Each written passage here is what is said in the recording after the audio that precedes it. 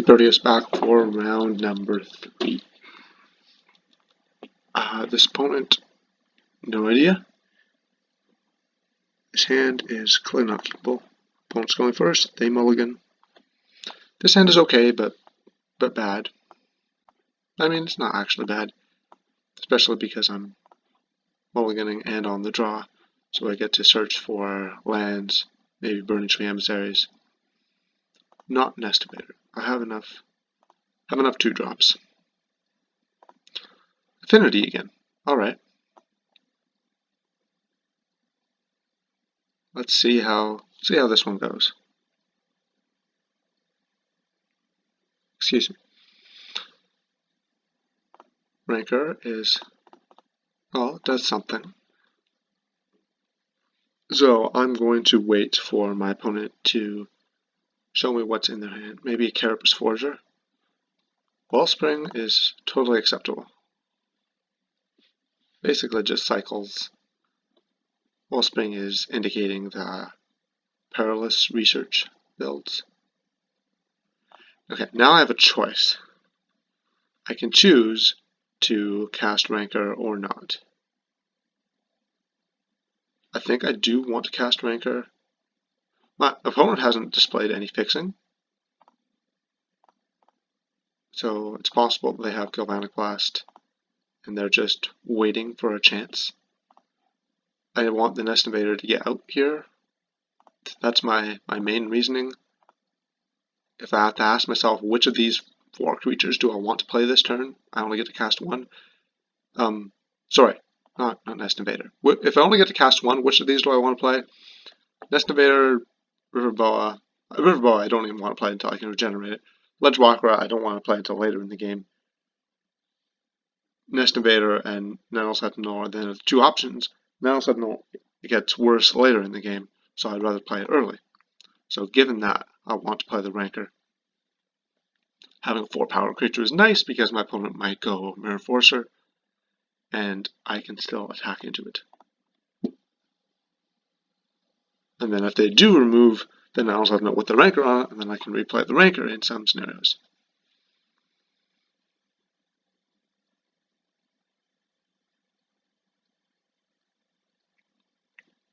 Player Ask number 2.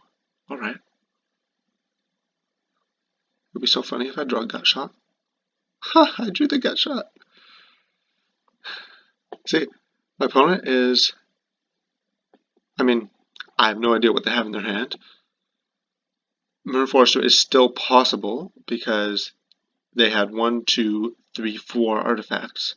So they didn't have enough to cast it. So I'm just going to attack with both Nano Sentinels, and if they double block, which I suspect they will, then I get to Gut Shot.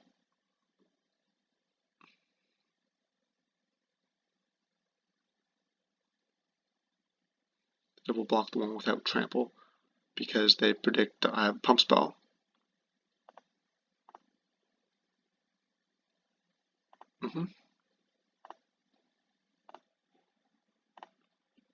Gut Shot's not going to get any better than this in this matchup.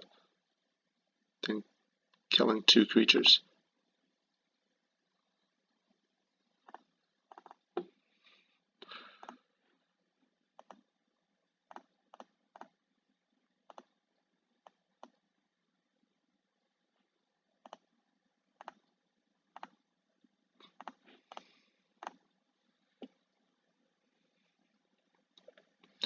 I'm expecting to see a Mirror Forcer here.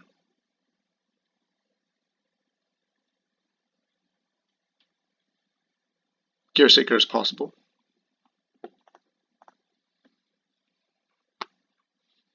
Two Enforcers plus Perilous Research. Okay. Oh, Elephant Guide. Hey. Hey. I like that. I like Elephant Guide. So I can stick the Elephant Guide on the rank well, I can stick it on anything, I guess. I'd rather just stick it on my biggest creature. I could put the the Elephant Guide on this Nettle Sentinel, on the small one, and then attack with everything. But No, I don't like that. My opponent has the big enforcer eat the 4/2. Small enforcer eat nest invader takes 5. That's not going to work. So I can't really attack with multiple creatures. So if I can only attack with one thing, I want to put the Elephant Guide onto the Nano Sentinel. Alternatively, I could try to put the Elephant Guide on the Ledgewalker, but I like the idea of removing one of my opponent's creatures. Ledgewalker is going to be good no matter what.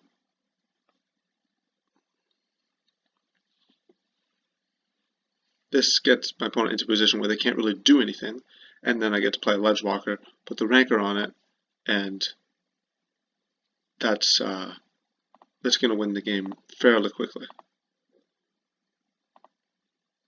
Whereas if I just play the Ledgewalker this turn and pass, then my opponent gets to start. Interesting. They're playing around mutagenic growth by not double blocking, I guess.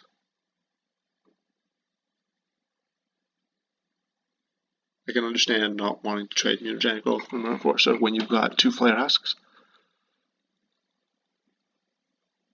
Okay.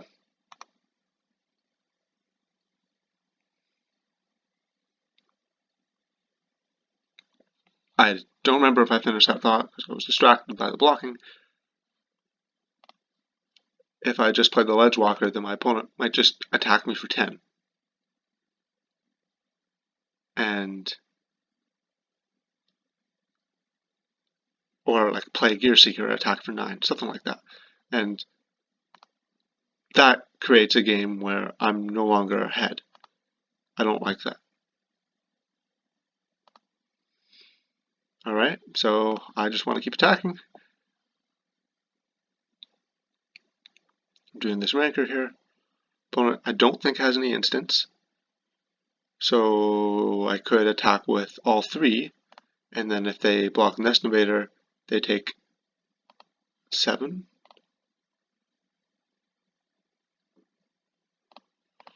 Yeah, I like this attack. I like attacking with everything here.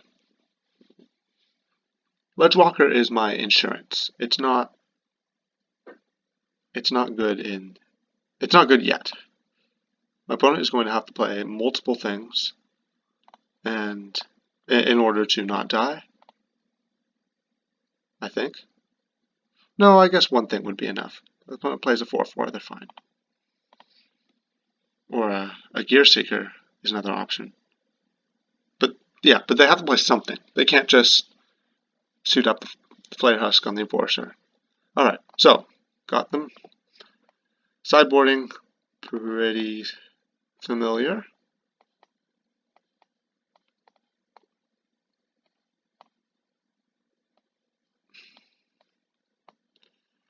I think this is how I did it last time. And I don't really want any changes to this. I mean, I should always consider mutagenic growths, young wolves, Riverboa got shot. But I think I like this configuration. I know where all my cards are pointed.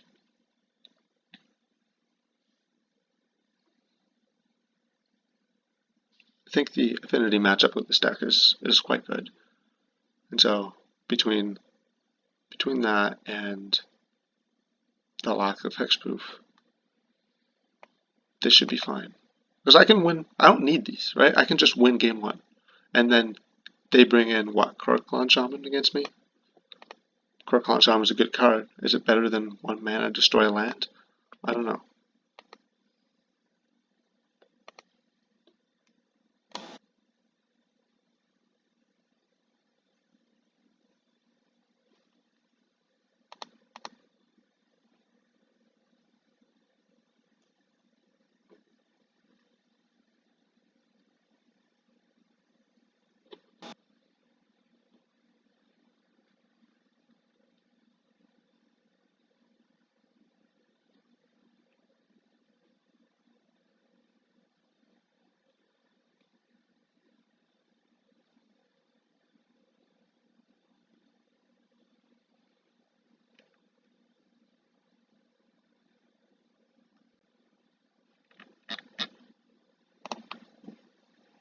Okay. This is tough. I think I'm going to keep this hand. I think it's one of those borderline hands. If I draw a land in the first 2 draw steps, it's great. It's basically perfect, where I get to go Nettle Sentinel into Burning Tree plus Nest Invader, or Burning Tree plus Gleeful Sabotage. And then I have Nest Invader plus Hunger, even the double Hunger, to make something that's too big for my opponent to effectively deal with. I'm going to keep this because everything's lining up very well. All I need is 1 forest, or even a Kyrian Ranger on the top, and this hand is great. Oh, Ancient Den, interesting. Okay.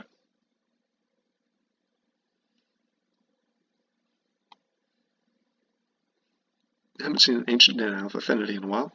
And there's the forest. Very glad I kept. It will depend on my opponent's play here, what I do. If my opponent plays a Carapace Forager, then Gleeful Sabotage sounds good. Actually, most things they do, Gleeful Sabotage sounds good. Yeah, my opponent plays Prophetic Prism, Gleeful Sabotage sounds great here, because they haven't committed anything to the board. They've got this Felter, this guy that takes advantage of creatures. I guess Frogmite, but if my opponent plays Frogmite, then I'm just going to Gleeful Sabotage, eat the Frogmite. Unless Galblast? No Galblast, okay.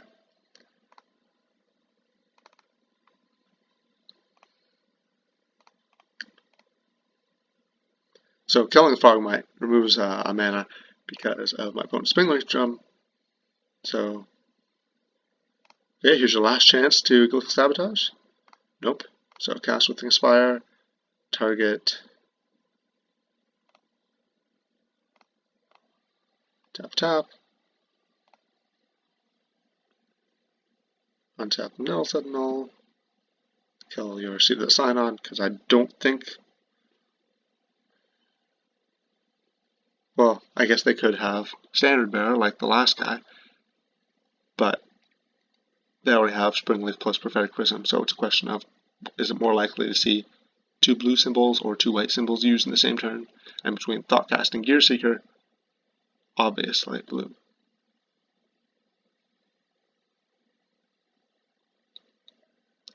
Casting Gearseeker, this game is going to be tough for my opponent.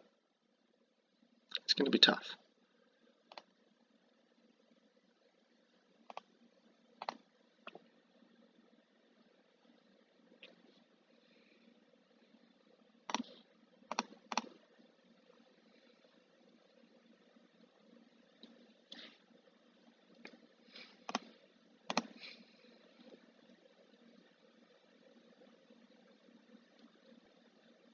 Okay, opponent does have a 3rd land. Forager. Atoll. Okay. I like attacking here. I'm going to cast Nest Invader first.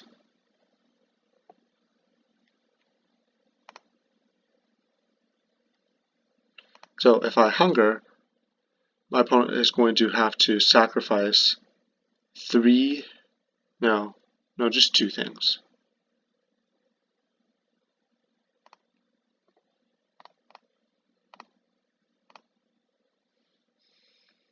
Yeah, I'm going to attack, and the opponent doesn't block, so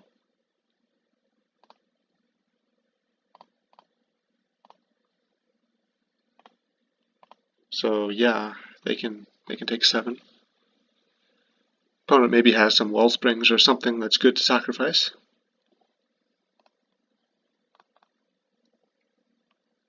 And that's fine if they do.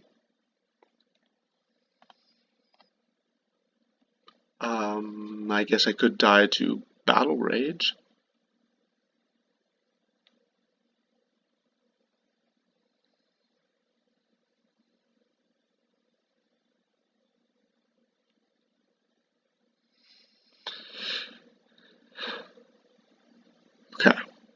So same thing as last turn. I'm going to keep this in hand, this forest in hand, in case I draw Groundswell. Opponent doesn't have Galvanic Blast, or because unless they drew it not last turn, but 2 turns ago.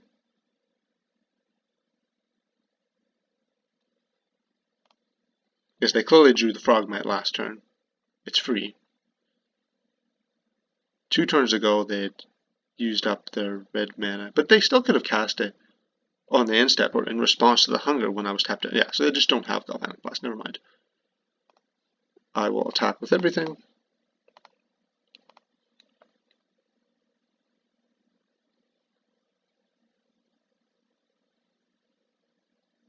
Okay. That's acceptable. So I'm going to wait for my opponent to sacrifice 2 things.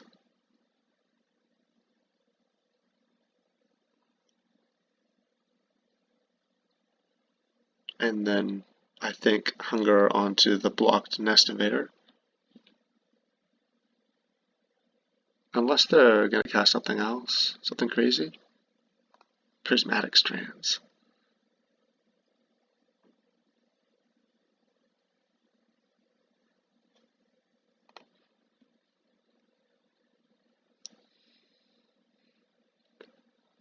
I'm wary of Fling. That's something my opponent could have. Not because it would kill me. Well, okay, so let me think about this here. So this is going to resolve, make my opponent's ATOG into a 5/6. If I hunger on my Burning Tree Emissary, my Burning Tree Emissary is then an 8/8. And they could sacrifice 2 more things to turn their ATOG into a 9/10 and kill my Burning Tree Emissary.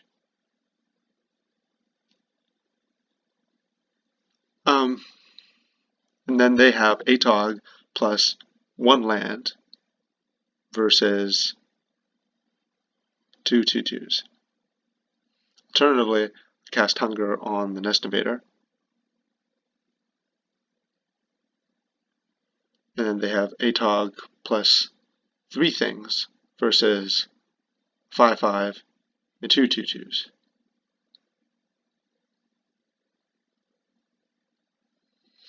I guess there's this initial investment of sacrificing a thing to block a thing with the ATOG. So to get around that, I should not use the combat tricks in response to pump spells. I'm going to cast Hunger here and hope to not get blown out by Fling. Because that could actually happen. Is it likely enough that my opponent has Fling? Do I need to play around it? Like, if my opponent has Fling, and I cast Hunger on the Nest Invader, then they go Frogmite, sack to Fling, kill my Nest Invader. And it's still a 2/2. I guess that's the same as Dispel, so it's probably not worth playing around, even though it's something they could have.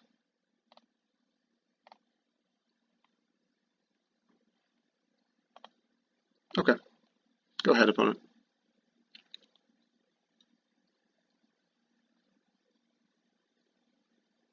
What is this?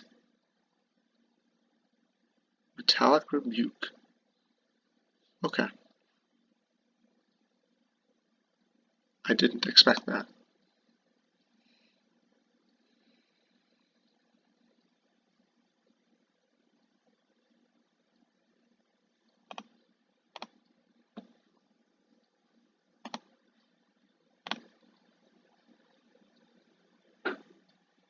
I guess that was a reasonable thing for my opponent to have. So, they've drawn for the turn. They have 2 cards, 2 lands plus Springleaf, which is my 2/2s. So each of my 2/2s is going to trade for an artifact out of my opponent.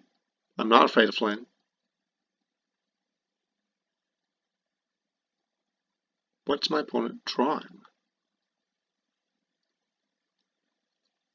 Should I attack to try to keep them off of, say, casting a Mirror Forcer? I feel like that makes a lot of sense. especially here where I can get in a damage by, or 2 damage by attacking. But it does not block. I assume they are trying to cast something like a Mirror Enforcer. Or maybe Gear Seeker. 1.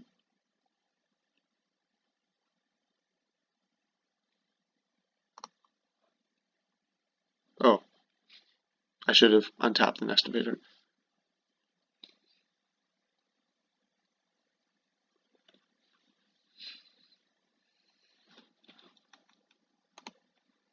And they could have cast. No, they can't cast either. They're 1 mana short from casting both of those creatures. I did not want land number 5, but I have to make the same attack as last time. I'm pretty sure I don't attack with Kyrian Ranger, because if my opponent doesn't want to block, I think my opponent just blocks a Kyrian Ranger, no matter what, if I make that attack.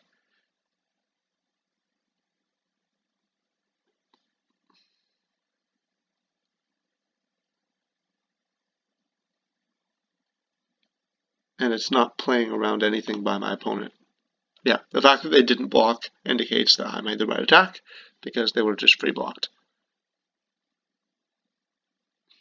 I mean, people all the time talk about right and wrong plays in Magic in a way that doesn't really make any sense, where the right play doesn't depend on whether or not my opponent had it, and the right play is really a mixed distribution. There's no right play in rock, paper, scissors, and Magic is the same. But here I'm guessing.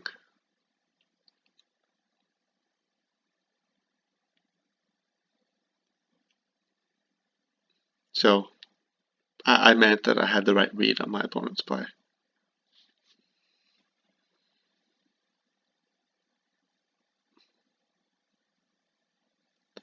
I think my opponent is not looking too good if they're thinking here. Although, if it's that bad, they would just... Okay, they were tuned out. If it's that bad, they would just concede.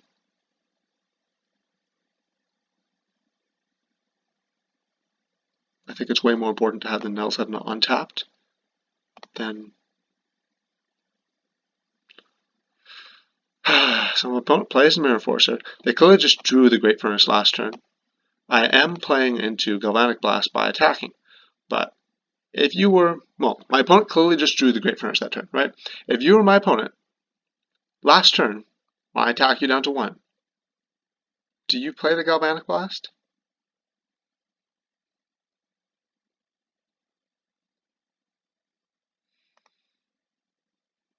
Elephant Guide. Oh.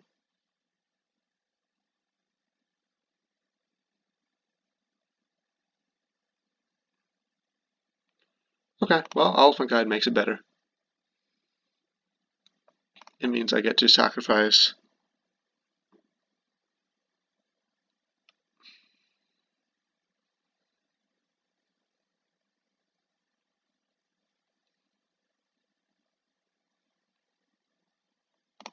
less. What do I put? So, okay. My opponent's dead unless they have Galvanic Blast. They can't have Metallic Rebuke. They could have something weird like, I don't know, something that counters the Elephant Guide. Annul. Okay, no, they're not going to have that. If my opponent has Galvanic Blast, I'm going to assume that last turn they thought they were doing all right. I'm assuming all this, right? If they don't have it, then they just lose the game. So there's no point in me thinking about it. So I'm just going to make sure I'm covering my outs here. So my opponent had the Galvanic Blast on 2 turns ago. They said, I don't want to cast it now because my opponent might play Vines and kill me.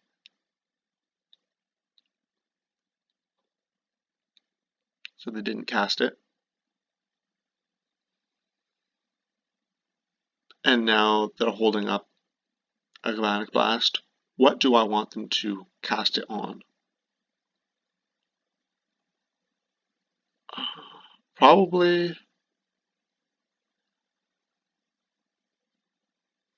already. Well, I could put it on the Kyrian Ranger. The problem with putting it on the Kyrian Ranger, though, is that they can let me attack first. So if I put it on the Nettle Sentinel, then they have to still deal with a 5/5. The Nest Invader is the most valuable creature, so I'm leaving it. The Kyrian Ranger and Nettle Sentinel are kind of a pair. So here's the Elephant Guide. Do you have the Galvanic Blast? Yeah, actually, my opponent has a... What am I... Yeah, hold on. My opponent can't Galvanic Blast in response because they have to block first. So yeah, this is definitely the correct play because now I have a 5/5, and what are they going to do about my 5/5? I may have to throw away the Kyrian Ranger. Maybe I should put the Elephant Guide in the Nest Invader. Oh well, I made the play. Do you have it? Didn't think so, but I had to be sure. I had to be sure. Don't want to throw away any value against something that's easy to prevent by just thinking for an extra 2 minutes. On tune 1, see you in round 4.